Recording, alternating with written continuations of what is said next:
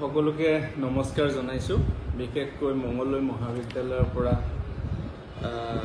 আমি আন্তৰিক শুভেচ্ছা জ্ঞাপন কৰিছো এইবেলি 2024-25 বৰ্ষৰ যি BA BSc বিভাগ আৰু BCA পাঠ্যক্ৰমৰ নামভৰ্তি অনুষ্ঠিত হ'ব তাৰ বাবে মই অভিভাৱক ছাত্ৰ ছাত্ৰীসকলক এটা ইনফৰমেশ্যন দিয়াটো প্ৰয়োজন বুলি এই কাৰণে ভাবিছো যে বহুত সময়ত মই বিভিন্ন অভিভাৱক আৰু ছাত্ৰ ছাত্ৰীৰ পৰা যে এটা ফোন কল পাওঁ আৰু তেওঁলোকে এতিয়া সোধে যে আমি ফৰ্ম ফিলআপ কৰিব পাৰোঁনে মঙ্গলদৈ কলেজৰ এডমিশ্যন আৰম্ভ হৈছে নে ইত্যাদি গতিকে সেইকাৰণে সেই কনফিউজনটো দূৰ কৰাৰ কাৰণে মই এই ভিডিঅ'টো শ্বেয়াৰ কৰাটো প্ৰয়োজন বুলি ভাবিছোঁ যে আমাৰ গোটেই উচ্চ শিক্ষা বিভাগে অসমৰ উচ্চ শিক্ষা বিভাগে প্ৰভিন্সিয়েলাইজ কলেজৰ আটাইবিলাক degree admission master degree admission Samarth পৰ্টেলৰ জৰিয়তে যোৱাবেলিৰ পৰা আৰম্ভ কৰিছে এইবেলিও সমৰ্থ পৰ্টেলৰ জৰিয়তে আমাৰ নামভৰ্তিৰ কাম আৰম্ভ হ'ব আৰু সেই অনুযায়ী অসম চৰকাৰৰ উচ্চ শিক্ষা বিভাগে এখন নিৰ্দেশনা আমালৈ দিছিলে আৰু সেই নিৰ্দেশনাখন ছাত্ৰ ছাত্ৰী অভিভাৱকসকলে ইতিমধ্যে পাইছে যে ছাত্ৰ ছাত্ৰীসকলে ফৰ্ম ফিলআপ বা ফৰ্ম ছাবমিশ্যনৰ যি ডেট আছিল সেইটো আছিল 27 মে'ৰ পৰা 5 জুন এই কেইটা দিনৰ ভিতৰত ছাত্ৰ ছাত্ৰীসকলে নিজৰ ফৰ্ম ফিলআপ কৰিব সমৰ্থ পৰ্টেলত অনলাইনৰ জৰিয়তে আৰু এই গোটেই কথাখিনি 6-7 তাৰিখ এই দুটা দিন তেওঁলোকক দিয়া হৈছিলে ছাত্ৰ ছাত্ৰীসকলক কাৰেকশ্যন উইণ্ডোটো খোলা ৰাখিছিল যাতে ছাত্ৰ ছাত্ৰীসকলৰ কিবা ভুল থাকিলে তেওঁলোকে কাৰেকশ্যন কৰিব পাৰে আৰু পৰৱৰ্তী পৰ্যায়ত 8 পৰা 12 তাৰিখ এইকেইটা দিনত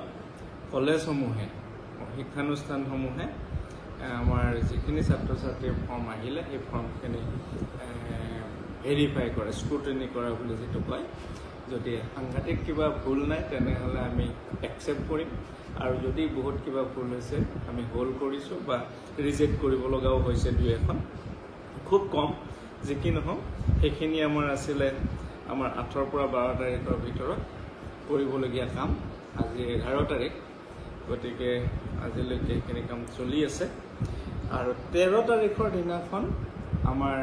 মেৰিট লিষ্ট প্ৰথমখন মেৰিট লিষ্ট ডিছপ্লে হ'ব আৰু সেই মেৰিট লিষ্টখন সমৰ্থ পৰ্টেলত থাকিব লগতে আমি আমাৰ ৱেবছাইটতো দিম আৰু সেই ফাৰ্ষ্ট মেৰিট লিষ্ট যিখন 13 তাৰিখে ওলাব সেইখন আমাৰ নটিছ বৰ্ডতো হেং হৈ থাকিব গতিকে ছাত্ৰ ছাত্ৰীসকলে এক্সেছ কৰিব পাৰিব তেওঁৰ নামটো প্ৰথম মেৰিট লিষ্টত আহিছে নে নাই আৰু প্ৰথম মেৰিট লিষ্টত যিসকল ছাত্ৰ ছাত্ৰীৰ নাম আহিব তেওঁলোকে 14 আৰু 15 এই দুটা দিনৰ ভিতৰত কলেজলৈ আহি এডমিশ্যন ল'ব লাগিব 14 আৰু 15 সেই এডমিশ্যনটো ফিজিকেলি হ'ব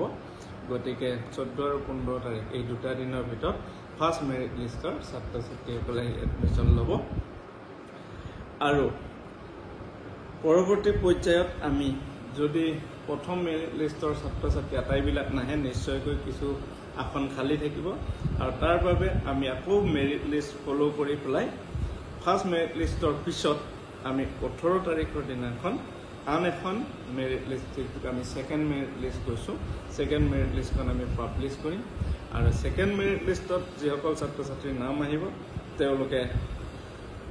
19 আৰু 21 জুন এই 3 দিনৰ ভিতৰত আহি আমাৰ মঙ্গলদৈ মহাবিদ্যালয়ত এডমিশ্যন ল'ব আৰু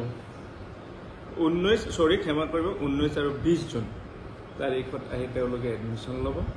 আৰু ইয়াৰ পিছত ছেকেণ্ড মেৰিট লিষ্টৰ পিছতো এনেকুৱা হ'ব পাৰে বহুত 2-এখন আসন খালী থাকিব পাৰে আৰু যদি আসন খালী থাকে তেনেহ'লে আমি পৰৱৰ্তী থাৰ্ড মেৰিট লিষ্ট এখন উলিয়াম 21 জুন তাৰিখে ছাত্ৰ ছাত্ৰীসকলে দেখা পাব যে 21 জুনত থাৰ্ড মেৰিট লিষ্ট আমাৰ ডিছপ্লে হ'ব আৰু থাৰ্ড মেৰিট লিষ্টত যিসকল ছাত্ৰ ছাত্ৰীৰ নাম আহিব তেওঁলোকে 22 পৰা 24 জুনৰ ভিতৰত আহি কলেজলৈ আহি এডমিশ্যন ল'ব আৰু তাৰপিছত এই 3খন মেৰিট লিষ্টৰ পিছতো যদি আমাৰ আসন খালী থাকে নিশ্চয়কৈ আমাৰ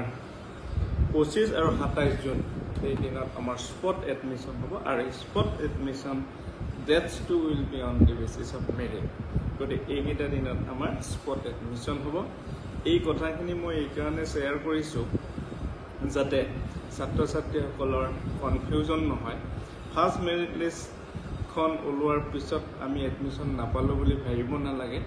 হয়তো ফাৰ্ষ্ট মেৰিট লিষ্টৰ যিসকল ছাত্ৰ ছাত্ৰী অনুপস্থিত থাকিব তেওঁলোকক ছেকেণ্ড মেৰিট লিষ্টত আহিব, আৰু তাৰপিছত ছেকেণ্ড মেৰিট লিষ্টতো আসন খালী থাকিলে আমি থাৰ্ড মেৰিট লিষ্ট উলিয়াম, আৰু থাৰ্ড মেৰিট লিষ্টৰ পিছতো যদি আসন খালী থাকে তেনেহ'লে আমাৰ স্পট এডমিশ্যন হ'ব। কিন্তু এটা কথা ছাত্ৰ ছাত্ৰীসকলে অভিভাৱকসকলক মই অনুৰোধ জনাইছোঁ, তেওঁলোকে যেন এই কথাটো মনোযোগ দিয়ে। যিসকল ছাত্ৰ ছাত্ৰী ফাৰ্ষ্ট মেৰিট লিষ্টত নাম আহে, নিৰ্ধাৰিত দিনত যদি তেওঁলোক নামভৰ্তিৰ কাৰণে নাহে তেনেহ'লে তেওঁলোকৰ ছিটটো আৰু ৰৈ নাথাকিব। ছেকেণ্ড মেৰিট লিষ্টৰ দিনাখন আহি তেওঁ ফাৰ্ষ্ট মেৰিট লিষ্টৰ ছাত্ৰ ছাত্ৰীসকলে এডমিশ্যন ল'ব নোৱাৰিব। গতিকে এই কথাটো আটাইতকৈ জ্ঞাতাৰ্থে জনালোঁ। গতিকে এডমিশ্যন সম্পৰ্কীয় এই গোটেইখিনি কথা যেন আমাৰ অভিভাৱক ছাত্ৰ ছাত্ৰীসকলে আমাক সহযোগ কৰে তাৰ আশা ৰাখিছোঁ। ধন্যবাদ।